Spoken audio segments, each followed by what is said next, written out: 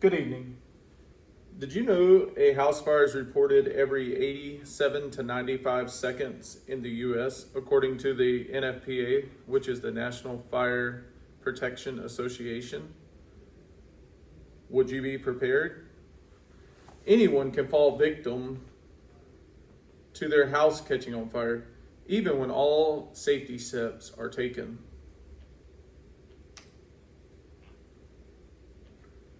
I have been in the fire service for around 13 years and have responded to hundreds of structure fires. People that were prepared, people that were not prepared. Some have been fatal and some not. If you experience a house fire, even after taking simple fire safety steps, knowing what to do and taking steps can greatly reduce the damage and greatly increase your chances of survival.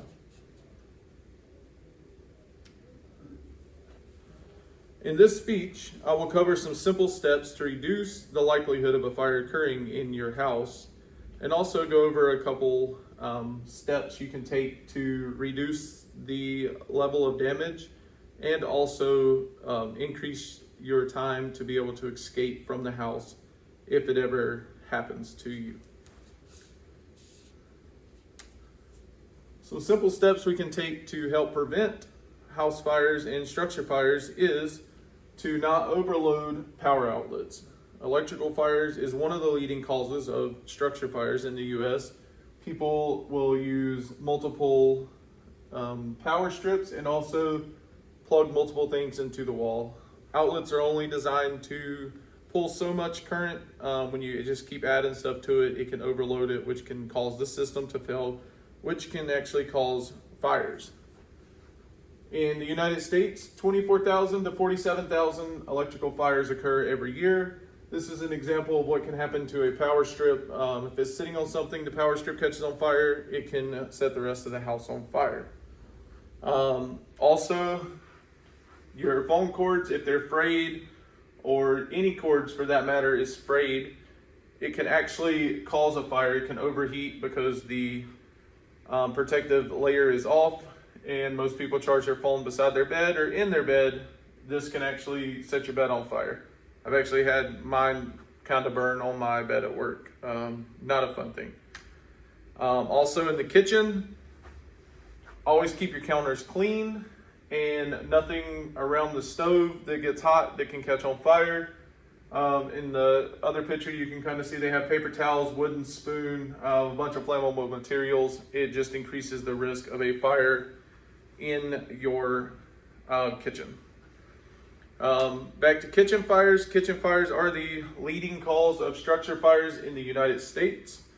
First thing you should do if your kitchen catches on fire is to dial 911 so you can go ahead and get that process started. The average response time in the United States is a little bit over 5 minutes, and that's compiled of a lot of data from also the NFPA, which is the National Fire Protection Agency.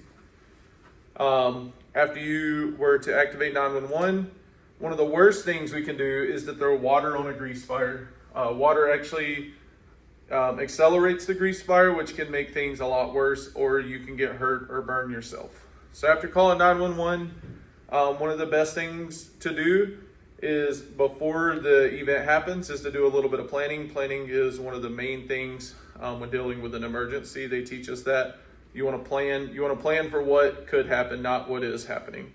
If you're planning for what is happening, it's already too late. If you plan before it happens, you can save a lot of damage.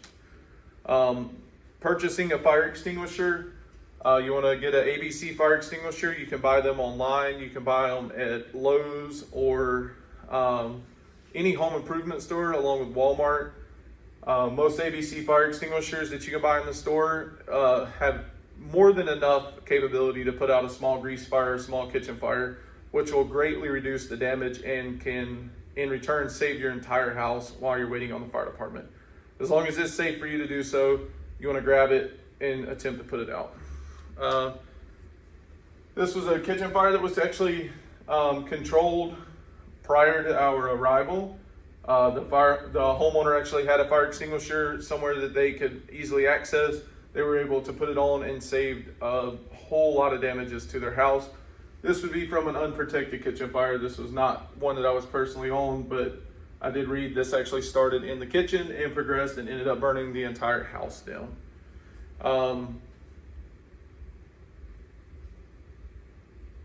You also, one of the key points, if you do have a fire extinguisher in your house, you want to make sure it's in an easily accessible location. And the best place is not to put it right beside the stove, because if that's what the most likely thing to catch on fire, you don't want to be going towards the fire before you have the thing to help extinguish it. Safety is always first. If it's too big, you just get out and let the fire department come in and handle it. Or if your fire extinguisher does not put it out, it's good to just go ahead and exit the structure. The next topic I want to talk about is something that's really dear to me. I think it's very important for everyone, because not a lot of people realize the actual impact that it has. We've always heard it, shut your bedroom door at night. We might not know why we shut our bedroom doors at night, but shutting your bedroom door at night can actually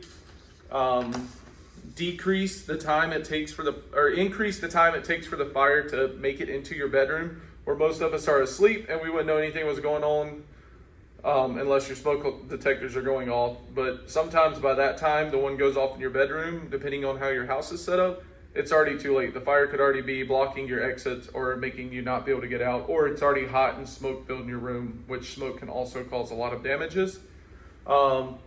It says your entire house can be engulfed in flames in 3 to 5 minutes, especially with this new construction. Everything burns really hot and fast. It takes the fire department most of the time over 5 minutes, and with a bunch of data in the United States, the average is over 5 minutes for them to actually get there. If you do the math, it can take 3 to 5 minutes for your whole house to be engulfed and 5 minutes for the fire department to get there. So shutting your bedroom door at night before you go to sleep can be the difference in your room being protected and you being able to take time to get out of the house and not filled full of smoke, or the room being burnt. This is actually the same house. One room had the door shut at night and the other one had the door open. You can see the difference. Most doors in construction can prolong fire exposure to a bedroom or any room with the door shut up to 15 to 30 minutes. So that can buy you a whole lot of time to be able to get out of the house safely and to prevent injury or death. And also another thing, if you can't get out, you're on the 3rd or 4th floor and there's a window and you can't just jump out the window because that's going to get you hurt too. A recommendation is to put a towel in front of the crack of the door if the house is on fire, and that will delay the smoke getting in there, and hopefully you can get some help, or the fire department arrives and can rescue you or get the fire put out before it gets to your room and the room gets filled full of smoke. In conclusion, not all fires can be prevented. Some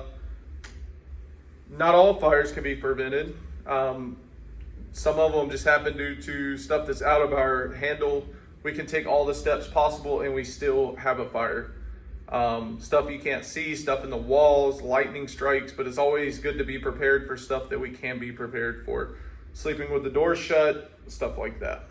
And using the fire, or having a fire extinguisher near your kitchen, so if you do have a fire, you can make an attempt to put it out to reduce the damages. Even the fire departments aren't safe from fires. Sometimes we have unexpected delays getting to houses. As you can see, I'm sure it took them longer than 5 minutes to get there.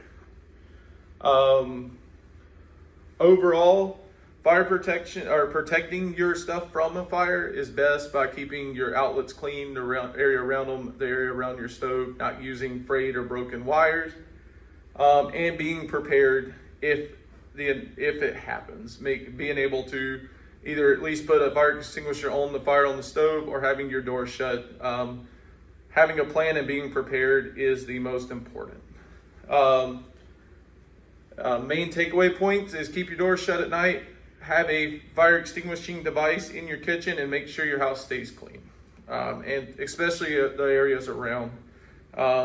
Taking those steps and having the protection and leaving your door shut, it can definitely protect you from having to stop, drop, and roll. That is my speech. Thank you.